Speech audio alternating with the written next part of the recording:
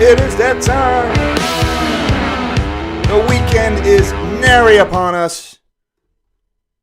How are you magnificent melon heads doing today? What a week it has been. My God, I am exhausted, but my mind is racing. Whew. Welcome. Welcome to all the Lions, all you folks who came over from Greg Manarino's mailing list and from his channel. Thank you so much for joining us here today, for subscribing to my channel. My goodness, it has been an exhausting couple of days. You melonheads who've been here for a while, you may have noticed this little channel doubled in size virtually overnight, thanks to the very gracious reception that Mr. Greg Manarino gave to my video on the MMMRI, or the Modified Manarino Market Risk Indicator. And wow, it's all the comments, all the questions, all the feedback. It has just been exhausting. Thank you, everybody who is new here. And thank you, of course, to all the OG melonheads that are in attendance, that have been with me from the beginning.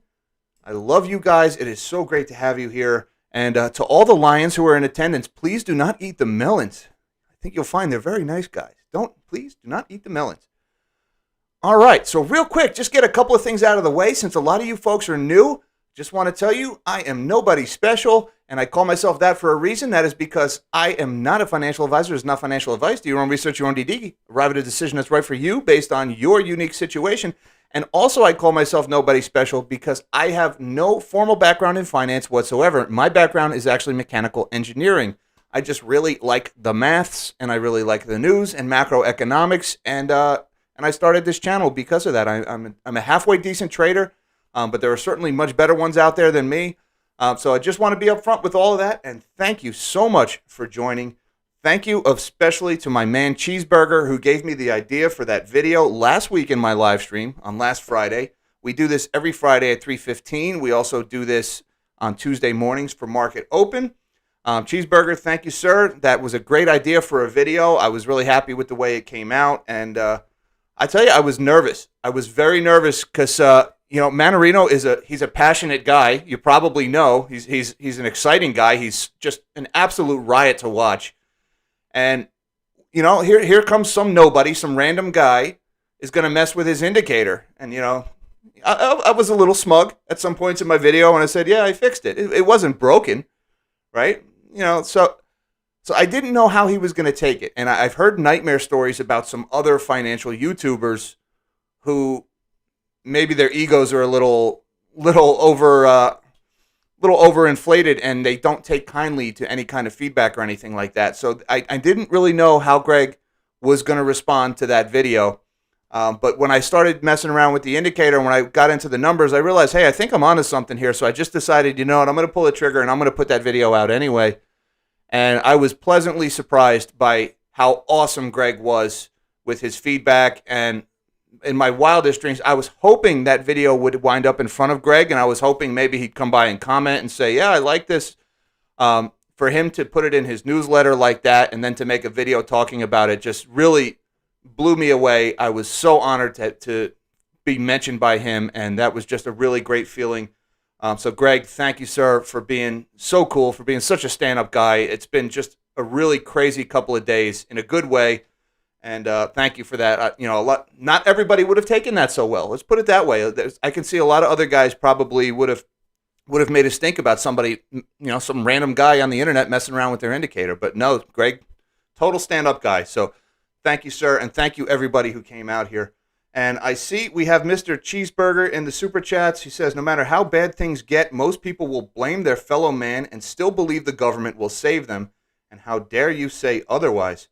Cheese, that's a very insightful comment, and I agree wholeheartedly. I think when the economic S hits the F, I think one of the big moves that the government will make is they will start the finger pointing, of course. The parties will point at each other like they always do, but they will try to break us up into groups and make us angry at each other, and that takes the anger off of them, and it creates infighting with us. And one of the key ways that they need to stay in power is to keep us fighting each other. And I do not think it is a coincidence that the war drums are beating all over the world right now. I think that is for a reason, because they know what's coming, And, well, why not start a war and deflect all that public anger outward at somebody else, at some foreign adversary, right? Remember the Falkland Islands? Remember when the Argentinian military junta was running the Argentinian economy into the ground? So what did they do? Yeah, why not invade the Falkland Islands? You had this pre-existing tensions with the UK and Argentina that went back years, but it was the economic situation in Argentina that drove those leaders to make that decision. Of course, it blew up in their faces, as it always does. So, Cheeseburger, that was very good insight. And yes, no matter how many problems the government causes, people will always ask the government to save them. And that's why I think they're going to turn the money printers back on eventually after this market collapse happens. I think they'll turn the money printers on. Why? Because we beg them to. Maybe not we, not the Melonheads, not the Lions, but I think we, John Q. Public, will beg them to turn that money printer back on. And Cheeseburger, thank you again for the super chat and for supporting the channel. And Dumb Money Media, sir, the king of money, is also in attendance and also in the super chats. Thank you, sir, for your support. And he says that was a really sick vid for the upgraded MMRI. Do you think you could do a weekly, monthly update on where your version is on live streams? Well, king of money, sir, thank you very much for your super chat and your continued support of the channel. And as it happens, we had somebody who took it upon themselves. So we're going to get right into that. We're going to shrink my big, fat melon of a head. We'll get back into the wrap-up this week, but King of Money, you took me right where I was going here. And I got to send a shout-out to, what is his name? He's here in attendance. He's in the chat. His name is Tunes and More, otherwise known on TradingView as Mr. Harry Dan 2. And I woke up this morning and I found this. Somebody mentioned it in the comments on the MMMRI video. And they said it was on TradingView. I said, no, you got to be kidding me already. The video's only been up for a day, but sure enough, here it is. And I put a link to this page in the description of this video, folks. So I got a lot of people have been asking me, is the MMMRI on a website anywhere? Do you have an indicator, or what is it today? And thank you very much, Harry Dan 2 or Tunes and More, whatever you're calling yourself at this given moment, for putting this together. I was honored, I was humbled to see somebody take the time to write the code to program in the MMRI. And the MMMRI is currently at a value of 153.52. So we had a big jump in the indicator today because of that big spike in the 10-year Treasury yield that we had. And boy, the 10-year Treasury, what is it, 1.92 now? Watch that 2.2% level, folks.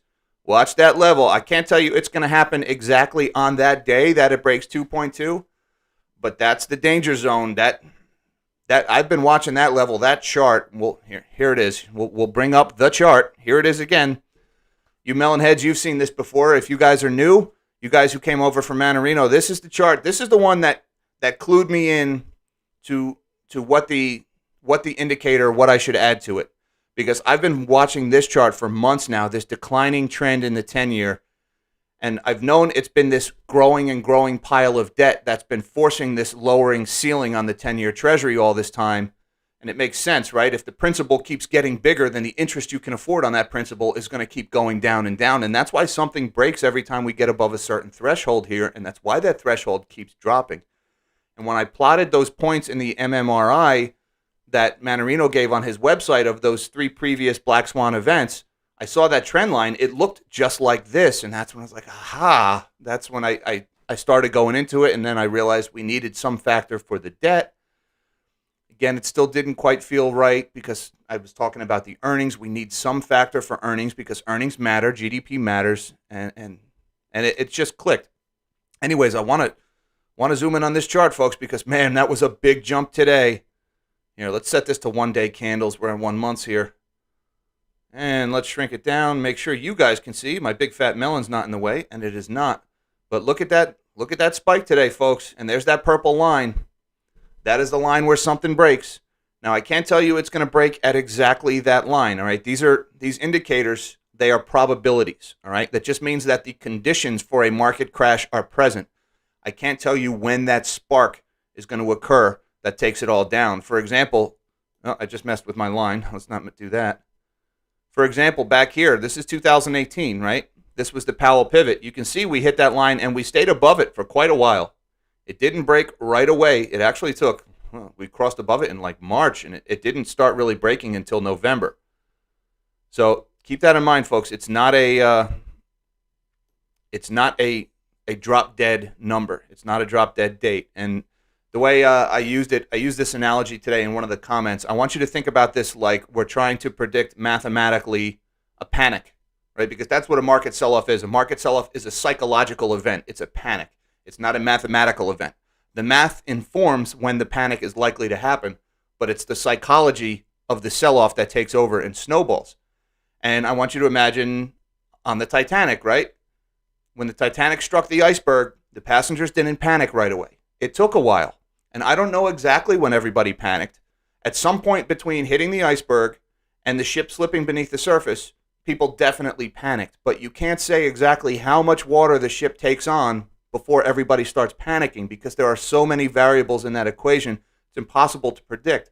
All you can do is you can analyze when the most conditions are present that makes that panic more likely to happen. And that's what I think this indicator is really, really good at doing. It's not telling you the day, the hour that it's going to happen. And Greg clarified that in his message last night, and that was pretty good when he said this is not a market crash predictor. What it does is it lets you know, it informs you that the conditions for a market crash are present. Kind of like those Smokey the Bear signs that say fire risk today is this high. You know, I got the firefighter thing going, guys. Pardon my analogies. But that is the level, that 2.2% level, man. That is what I worry about. And I would also point out that that level is always declining. You can notice out to 2024, it's as low as 1.93. Eventually, that trend line crosses zero, and we can't afford any interest. I see we got another couple other folks here in the Super Chats. Thank you guys for your support and for your support of the channel. Again, the King of Money, Greg and Chris Marcus, were first two people to encourage me to keep making videos. So blame them for the chaos I'm going to keep making. Well, you're keeping good company, Your Majesty, the King of Money, because Manarino and Marcus, there's those M's again. There's M's everywhere. But those are two fantastic channels, two great guys. I watch them both. I subscribe to them both. So keep going, man. Keep going, right? And one day stuff just clicks. Mike Robin, I see you also in the Super Chat, sir. Thank you very much. He says, let's start a guess what breaks first on 2.2 list. I say it's Deutsche Bank with their derivatives. Mike, that's a pretty good guess. All right, that it would be Deutsche Bank that sets it off. And as a matter of fact, I'm inclined to agree with you. People ask me, is it going to be the Fed or is it going to be Evergrande that triggers this big sell-off? And I'm actually thinking Deutsche Bank via Evergrande is a very likely scenario. Now, I don't know that Deutsche Bank is particularly exposed to Evergrande. I don't know that. I know the European banks are very exposed to Evergrande. And particularly HSBC and UBS, I think, are the two that are very exposed to these Chinese real estate developers. But Deutsche Bank is the most leveraged of all the banks, right? Their market cap to balance sheet is like 2% or something like that, which means a 2% loss in their balance sheet wipes out the company. All right, so Deutsche Bank is probably, if it comes out of Europe, and I think it could come out of Europe via China, Deutsche Bank is your leading risk indicator. Very, very good, Mike. I'm inclined to agree with you. And say that toxic Chinese commercial paper is what causes the banks to stop lending to each other, and that freezing up of the interbank lending, that's the one thing that triggers a lot of these liquidity crises that cause market crashes. That would hurt Deutsche Bank first, even if Deutsche Bank wasn't the one holding that toxic collateral. So, very good. Good analysis, and thank you again, sir, for the Super Chat. And Cheeseburger, you're back. Uh-oh. Cheese, I don't think I can read that one, buddy. You're getting political.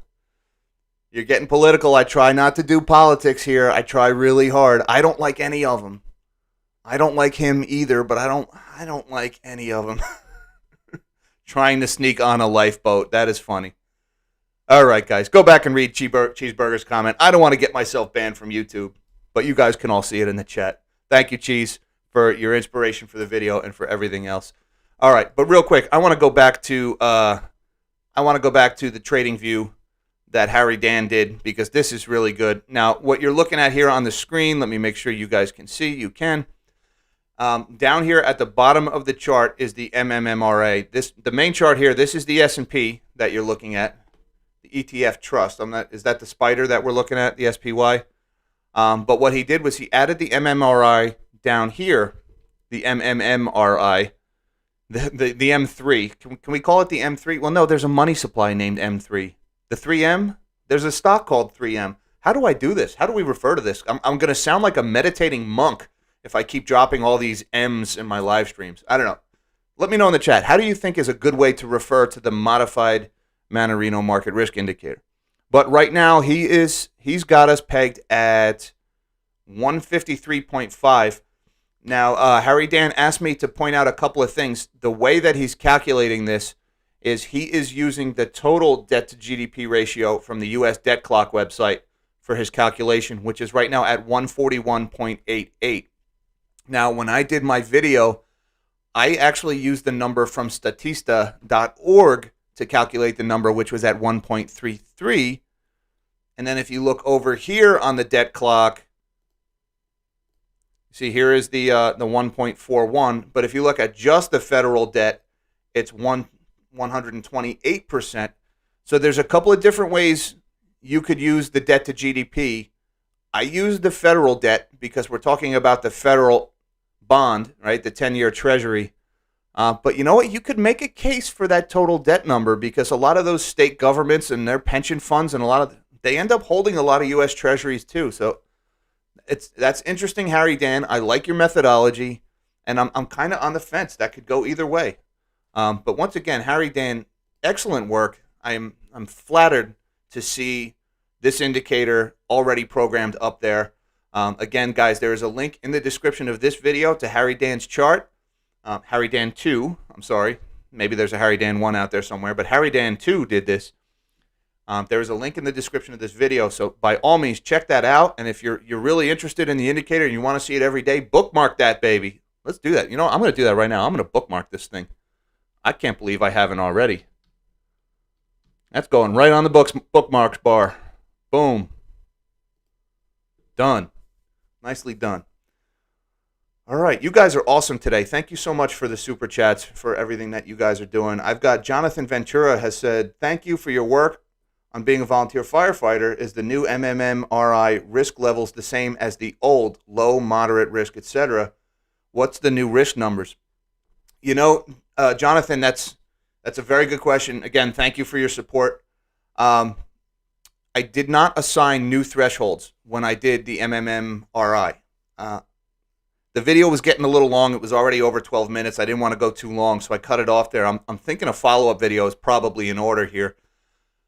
So, no, because the old extreme number was, I think it was 300 plus is where Mannarino's original indicator said extreme risk. And we've never gotten that high. So, obviously, the extreme risk number, I think, needs to come down. I'm inclined to put the extreme number right around 200 because most of those black swans occurred above 200.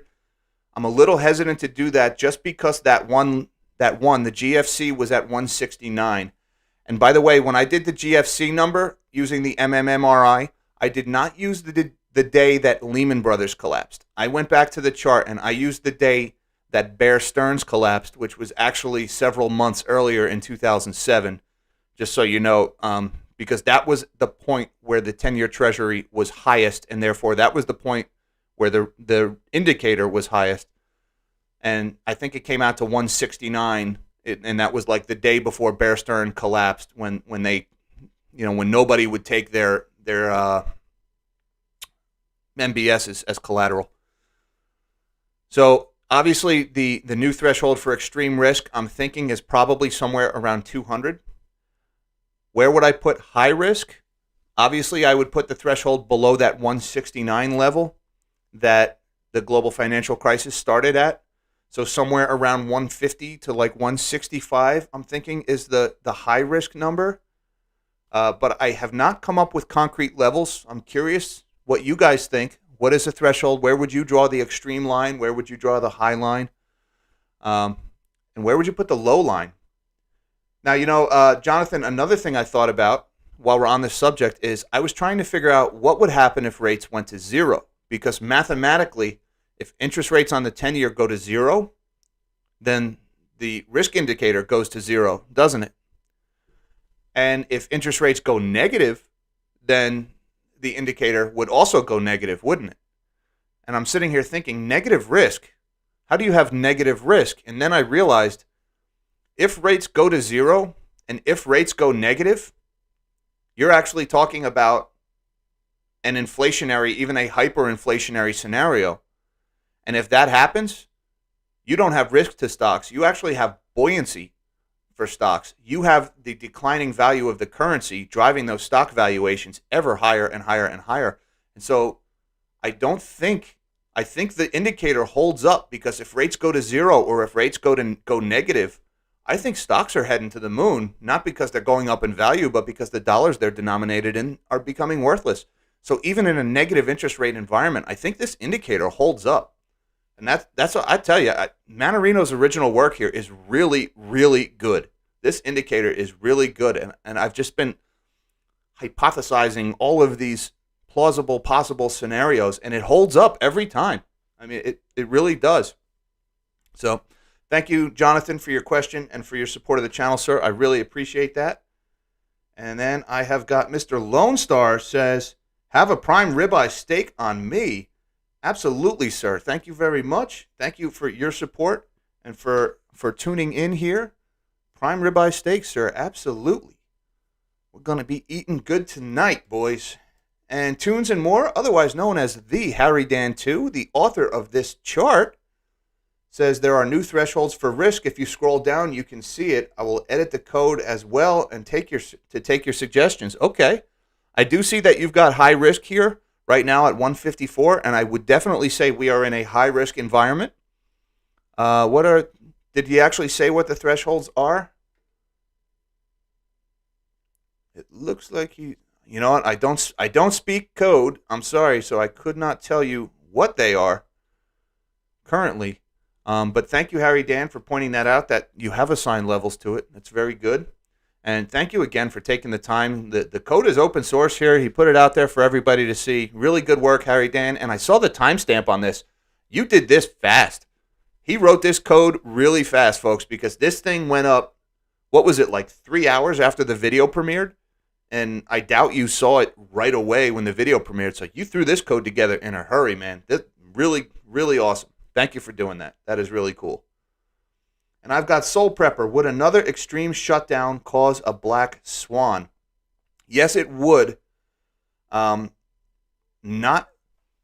immediately economically. I think another like full-blown shutdown will probably cause some major societal, social unrest. Because, I mean, look at what's going on in Canada. Look at what's been happening in Europe. People are sick of this garbage. They're sick of it. We're not meant to be locked up, folks. People go nuts when you lock them up, right? It happens in prisons. It happens when you put people in solitary confinement. I don't know who thought we could turn prisoners into 7 billion people and everything would be just fine. I don't know whose brilliant idea that was, but it sure didn't stop the spread of the virus, did it? I probably just got myself in trouble with YouTube. And I'm banned, probably. Well, folks, if I get banned, it's been a pleasure. It's been real.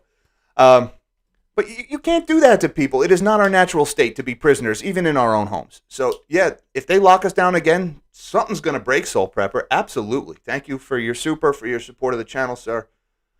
You just can't keep locking people up, folks. It doesn't work that way.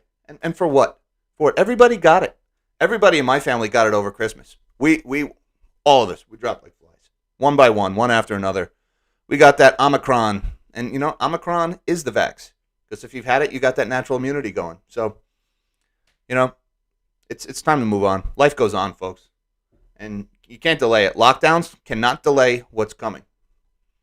Interestingly enough, I saw a lot of people, speaking of the lockdowns and the event, I saw a lot of folks commented in the MMMRI video, how come I did not include the March 2020 crash as a Black Swan event? And it's a legit question. A lot of people ask me that, and it's a testament to you guys and your intelligence that would occur to you. The reason I did not include that is because here's the March 2020 crash, right? I think the March 2020 crash. This is, again, looking at the chart, the 10-year chart. I think that crash actually started back here at the Powell pivot. All right, now we're going to get all tinfoil hattie up in here, all right? But if you ask me, look at this trend. If you ask me, the whole situation, the lockdowns, the economic crash, everything, it started back here in November of 2018 with the Powell pivot. And if you look at this chart and this steady decline that happened over the course of the following year and a half, it's pretty solid, isn't it? It didn't happen in March of 2020. It happened in November of 2018. And then we went down. You had Powell pivoted. He started lowering rates. And then what happened? We had September of 2019. We had the, what was that? Repo Madness, September 17th of 2019, which I've always said is probably the most important day in most people's lives, and they don't even realize it. That's the day the Fed instantly went from quantitative tightening to quantitative easing, and QE forever, QE infinity was born. That happened on November 17th. Again, we were already trending down here. We were already having chaos in the bond market. And then we had that event in November. We trended up for a little while, and then boom, the virus hits. So that's why I did not include March 2020, besides the fact that it really wasn't that significant from the bond market perspective. I mean, it obviously was. Look at that downtrend. But we were already in the process of a major multi-year downtrend when that hit. And so that's why I think the Powell pivot was the more important indicator. It starts in the bond market. It ends in the bond market. So those were very good questions. Again, the melding of the minds, I mean, the amount of intelligence, if you were to summarize all of the IQ points and all of the comments and all of the people who watch this video, it's just amazing, and it is so great to be a part of this, guys. I'm just having the time of my life right now. This is so great. So thank you, everybody, for your input. You guys are a vital ingredient in this channel because, I mean, I got the idea from the video from Cheeseburger.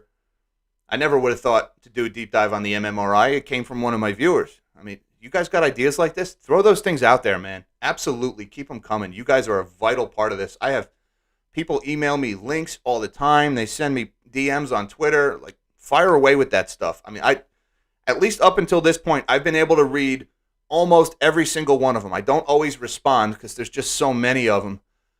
But I read almost every single one of them. And it takes a lot of time, folks. It's time consuming, trust me. But there is just solid gold in there. And I am learning so much from you guys as I do this. So thank you so much for everything you guys do for this channel. And I have got Mr. Scourge Watcher. Thank you, sir, for your super chat. You, Greg, and George Gammon can give thought to do a triple feature. P.S. Harry Dan, could you make it? I'm sorry, I'm butchering this comment right now. P.S. Harry Dan, could you make for a few more time frame variations? Okay, I think we're getting into the coding of the trading view is what you're asking from Harry Dan. Yeah, I'd be interested to see to hear George Gammon's perspective on this, on the indicator and what he thinks about the multiplier by GDP, because George is a sharp guy too. I'd also like to hear Stephen Van Meter's input on this. Now, Stephen Van Meter is one of those characters who he and I could look at the same exact data points and draw 180-degree opposite conclusions from the same data points. But you know what? Van Meter has forgotten more about the bond market than I could ever hope to know. And so I still watch him every time religiously, because I don't do echo chambers. I don't believe in them. I think echo chambers do their occupants a disservice. So I'm always seeking out contrary opinions, so long as they stay respectful. And so I'm curious. Let's add SVM in there, Scourge Writer. Let's see what Stephen Van Meter thinks on top of that, because he's the bond king, right? There's a few other bond kings out there, but as far as YouTube is concerned, SVM, he is the bond king. All right, real quick, I want to do a wrap-up. We are right now, it is 3:44. The markets are still open. I'm going to refresh here. We're at 1.93. Up 10 basis points today, folks. I'll tell you, we cannot afford many more 10 basis point up days on the 10-year Treasury. No, we cannot. And, hey, a month from now, we're going to be talking rate hikes, aren't we? Now, the rate hike is going to happen on the short end of the curve, right? It's the overnight rate that they, the Fed funds rate, which is basically the overnight rate that they raise and lower. So that is going to have an elevating effect on the whole curve. But I think the further out on the curve you get, the less impact the rate hike is going to have. So the 10-year is not going to go up, or at least I don't think the 10-year will go up 25 basis points when they do the rate hike in March. Maybe it goes up 21 or 20, because I think you are going to see the rate hike is going to have a flattening effect on the yield curve. It's going to certainly affect that short end a lot more than the long end, and we've already got a flattening yield curve. It's already partially inverted, right? What was it? The 30 dipped below the 20. There was one area of the yield curve that is just barely inverted, but the whole curve is flattening. So that's out there, and that hike is coming in March. So, that's gonna almost get us to the purple line right there. And again, the taper is still going on. I haven't looked at the Federal Reserve balance sheet numbers. They were behind the eight ball a little bit. They had not kept up with their taper that they said they were going to do. The last time I looked at the numbers, they were tapering, but not as much as advertised. So I'd have to go back and check to see if that's still going on. All right, let's wrap up the week here, folks, shall we?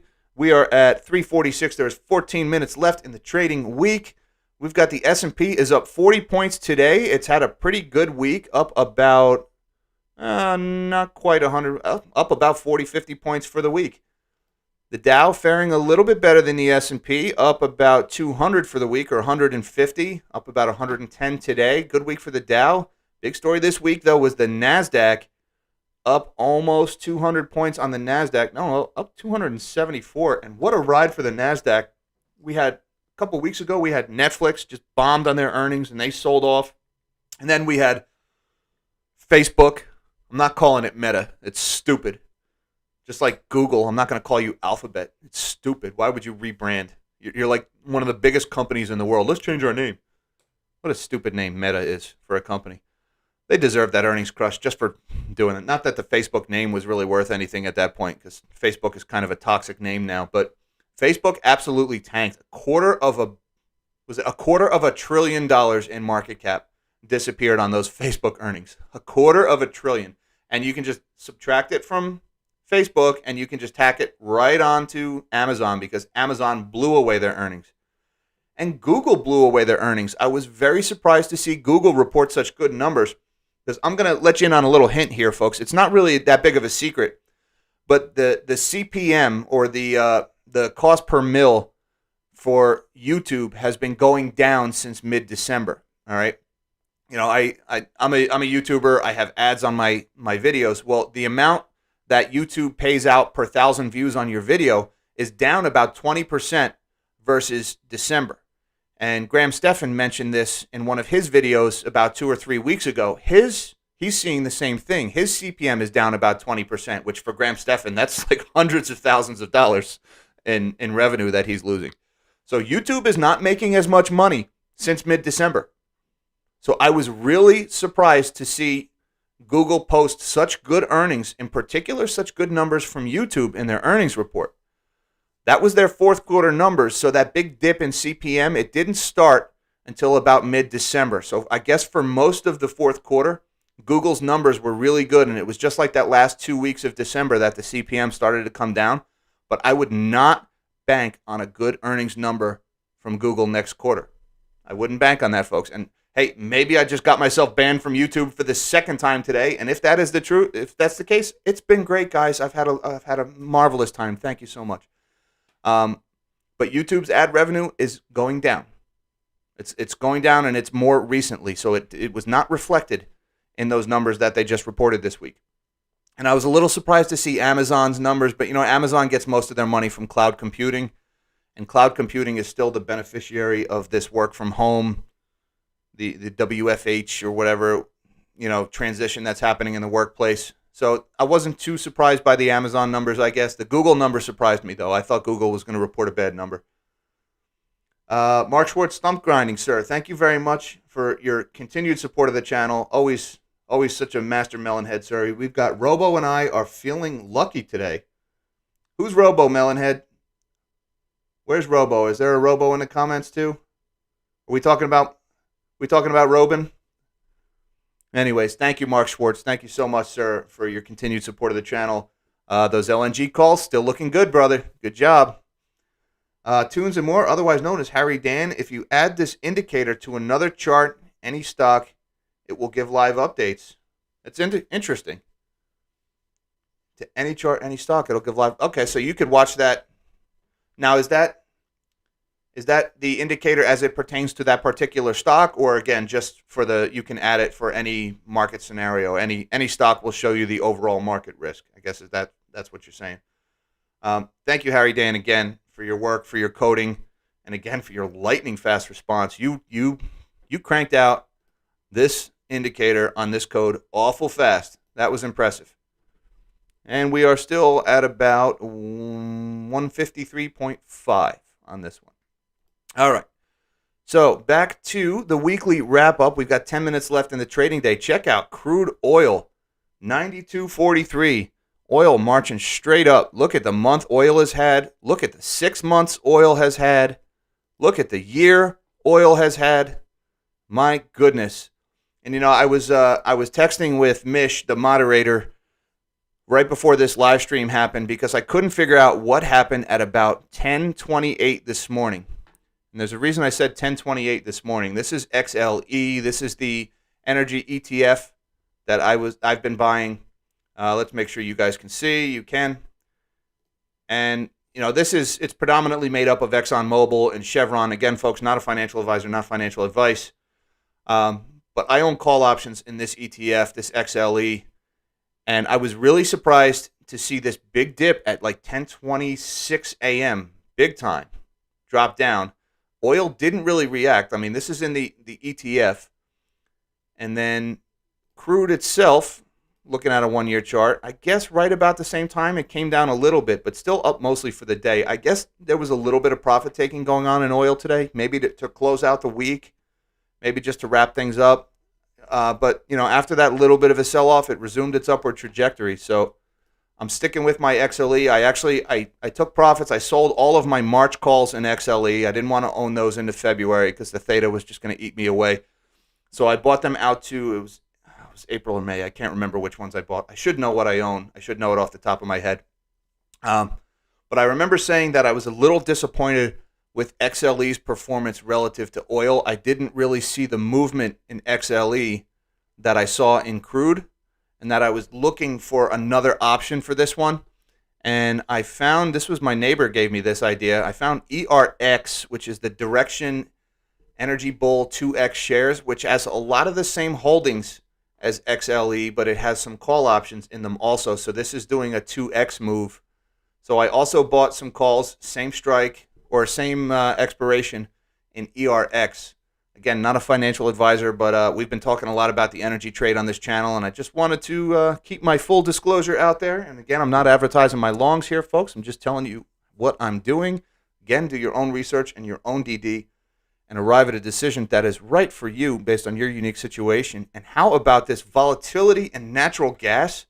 What is going on in U.S. gas futures this week? My God, this is just in January. Look at the up. Are we putting in a head and shoulders here? Is that what we see forming? I don't know what's going on here, but man, natural gas has been awful volatile. And it was, I think, Monday. Somebody had asked me in the comments, what do you see as what do you see natural gas doing? And I remember saying, I don't think natural gas is going to make any big moves here in the States. We've got all that Henry Hub gas that's being bought and liquefied by Cheniere and then shipped overseas to Europe. But at the same time, we had a mild winter going on in the States. So the storage levels here in the States were actually right about normal, just like 1% below normal.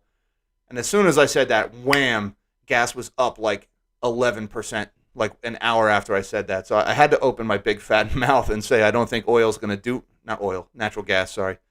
I said, I don't think natural gas is going to do much. And as soon as I said that, natural gas rallies 11%. It came right back down. But man, that was a big move. And I don't like to see such volatility in such an important commodity. That just spells trouble to me. I don't like to see that. Something that's traded as heavily as natural gas should be such a liquid market. It shouldn't swing like that. Based on a single change in the weather report. I guess it got a little colder this week in the Northeast, but not that much colder. So that worries me, this volatility. And while we're here, let's take a look at those all-important Dutch TTF natural gas futures, because that is the benchmark in Europe, and they're up a little bit more because they sold off hard early this week. I like my candle patterns. Sold off hard earlier in the week, and they've come back up. They were down in the mid-70s. Okay, this is looking all the way back to November. Let's look at the 1 week data. Sold off hard to start the week, but they've come back up now in the mid-80s. This is the one that LNG is making all the money off of. That's Cheniere Energy. That's another one I've been talking about a lot on this channel. They're just an absolute money printing machine with all of the LNG that they've been selling into European markets. I think that one's going to just blow away their next earnings report. All right, now, while I have you guys here, we got 5 minutes left in the day. I feel I would be remiss if I did not mention this event we have coming up, the Ninja Nation Speak Freely event in Dallas-Fort Worth on March 5th. All right, this is an event. This is my second event I have done with this crew. Let me shrink my melon a little further so you can see. I've got a link in the description to this video. We are running out of seats at this event. They are going very fast right now, and I hope I have the opportunity to meet some of you guys in person. The last time we did this, I met a couple of you folks out in Denver. It was a great time. I learned so much at that meeting. We got a great lineup for this event. We have got the Economic Ninja will be there in attendance. Joe Brown from Heresy Financial, who is probably my favorite financial YouTuber out of all of them. Joe is a really smart guy, and I love his ability to take complex issues and put them in the most easily understandable language possible. And it's just really good to be working with him. Who's this adorable yet ruggedly handsome individual? We won't talk about him. And then we've got Chris Taylor from Financial Fitness will also be there. Andy Scheckman from Miles Franklin, the analyst, is our crypto YouTuber. He's going to be there. It's going to be a great time. It's a full-day event. We've got an absolutely loaded schedule. It's going to be a lot of great talks. There's also a VIP dinner the night before on Friday, which is March 4th. So that is an option, although there's only a handful of seats left for the VIP. So if you want to get in on that, I highly recommend you don't wait until March to do that. And also, folks, I'm hearing whispers that there's a couple of other big names. Nothing is confirmed, so we can't put anything in writing or anything, but you may recognize a couple of other faces at this dinner and at this event because I've heard some other names. I'll just leave it at that. Hopefully I'll have more to tell you about it sooner, but I think you might be pleasantly surprised with this one. Again, folks, there is a link in the description to this video. Check out that event and hope to see you there. All right, we are now 3 minutes left in the trading week. Let's see what we got. Are we rallying in the close? Now, it looks like we're selling off a little bit in the close. Uh-oh. We got some profit taking going on in the S&P. On its way down, we have got the same profit taking happening in the Dow, although the indices are still in the green for the day, just barely. Nasdaq, what are you up to, Nasdaq? You're faring better than your cousins, but the Nasdaq's selling off too. Selling off, that's relative, right? It's still up 1.6% for the day, but we were up almost 2% a few minutes ago. I've got some people mentioning Bitcoin and crypto in there. Before we get to Bitcoin, I have to say this. Austin Benham, whatever your name is, you worthless director of the CFTC, look at this ridiculous gold chart. Look at this yesterday. Look at this spoof at 9:15 in the morning in gold yesterday. Look at this spoof at 8:15 in the morning today in gold. 2 days in a row. The banks, it had to be the banks. Only the banks have enough firepower to do this to gold markets twice in 2 days. Look at the highway theft that is going on in precious metal markets. And Austin Benham, what are you doing about it? The same thing you always do. Nothing. You're doing nothing about it. You're going after cryptocurrency. You're going after Redditors. Look at this. This is absolutely ridiculous that this is happening in precious metal markets. And, oh yeah, silver, same thing. Look at this spoof right there. Right down, straight down, and then right back up. And then again, straight down and right back up. And you know what? These guys, they show up, and they've done this for years, folks. JP Morgan's metals trading desk was called a criminal enterprise by the Department of Justice because they would get together on a daily basis and say it's time for gold to sell off. They would coordinate their sales. They'd force the price down. They would wipe out retail traders.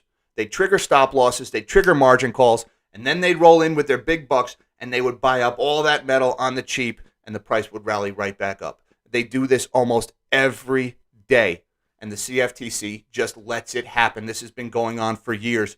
And every now and then they prosecute some mid-level trader, and he doesn't do any time. He keeps all of his gains, And the fines that the banks pay is less than the proceeds of these illegal trades. So it's really just the cost of doing business. Just keep that in mind. This happens almost daily in precious metal markets, and I cannot wait for the day the COMEX fails, and I think it'll be silver that does it. Anyways, folks, we are now at 4 o'clock. The market is closed. Ding, ding, ding goes the bell. 1.93 is where we ended on the 10-year. Let's verify that. Hold on, I just refreshed. Yep, 1.93 on the 10-year. The Dow ended up negative for the day. The Nasdaq and the S&P held on to their gains. Oil 92.41, up $2 on the day. Watch those oil prices, folks. There's your inflation. When inflation gets into energy markets, look out. That's the price of everything going up. That is everything. Everything's got oil in it, or needs oil to produce it, or needs oil to truck it somewhere if you can find a trucker, if he's not in Canada waiting for Justin Trudeau to come out of hiding. Trust me, folks, oil, that's your inflation problem getting worse. Check out Bitcoin, up $4,000 today. That came out of nowhere. Look at that. Yeah, something's going on at Tether. I don't know what it was, but that just has Tether written all over it.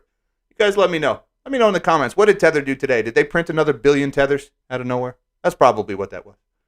Mark Schwartz, Stump Grinding, sir. Thank you very much for your super chat. Again, approaching 10K subs. Great job, all. Mark, funny story about that.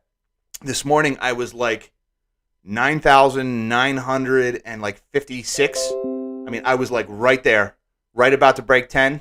And then all of a sudden, like in an instant, I refreshed and 250 subs were gone, just deleted. And I've heard from other YouTubers that this happens.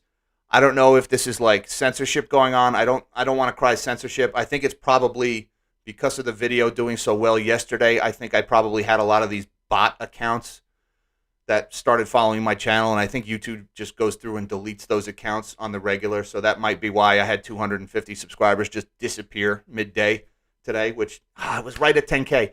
See my Wi-Fi password? It was almost 10K today. I actually had it written already because I was on pace to break 10K by the time this live stream was there. And I'm not above gloating, folks. I'll gloat. Don't put it past me. But I had to delete it. 10K wasn't in the cards because apparently there were some bots following me. So that's my story about 10K. But yeah, I hope to break that 10,000 mark soon. Feel free to tell all your friends about me, folks. I'd sure appreciate it. And thank you again, all you new folks that joined the channel. Thank you so much.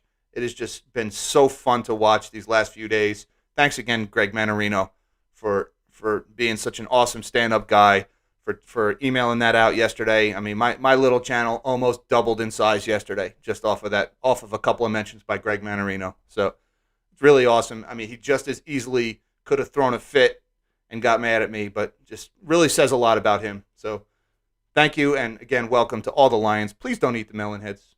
Please don't eat the melon heads, lion. I've got Beach Boy is back in the super chats. Thank you, Beach Boy. Nice work with the MMMR. Nobody. Have you added 2006 crash of the Turkish Lira? Might be interesting to check it out. No, I haven't, Beach Boy. I'll have to take a look at that. The 2006 crash of the Lira.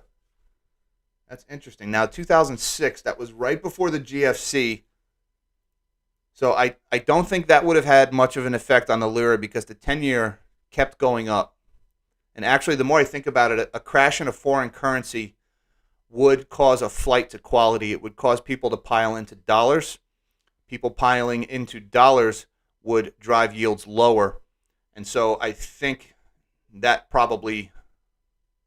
Give me a second here. I'm working it out. No. I'm sorry. People piling into dollars would drive the Dixie higher. Okay? People driving, not the yields, forget the yields. People piling into dollars would drive the Dixie higher, so that would send the risk indicator higher, a collapse in the Lira. And I was thinking about that because we've got the I'm not going to say hyperinflation, we have high inflation or super inflation going on in Turkey. We've got it going on in Lebanon, obviously Venezuela. If we see any kind of a crisis in the Eurozone and you cause a flight from the euro into the dollar, that's going to spike the Dixie. That's going to bring the numerator of the MMM, or in the original indicator, it's going to bring the Dixie much higher, and it's going to increase your market risk. So contagion from overseas, and again, this indicator that Manarino came up with is just brilliant because overseas contagion is built into the indicator through the Dixie.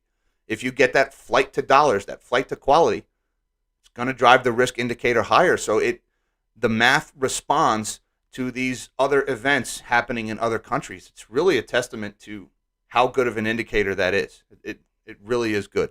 So thank you, Beach Boy, for your support of the channel, for your super chat, and for your excellent question. I will go back and take a look at the Turkish Lira crash in 2006. I'm not too familiar with that event. It was a little before my time. I was still a knucklehead in college back then. All right, guys, it is 4:05. The week is over. The weekend is upon us. You guys are awesome. Thank you so much. Welcome, all you lions, to the Melon Head. Got to come up with a term, the Melon Patch. I don't know, what would we call this? But welcome. I am just delighted to have you here. Thank you for all your comments. Thank you for contributing to the Brain Trust with your ideas and your comments. Thank you, everybody who supported the channel in the super chats. Please keep the ideas coming. It's just been so much fun to watch, guys, really, and I'm just so grateful for it.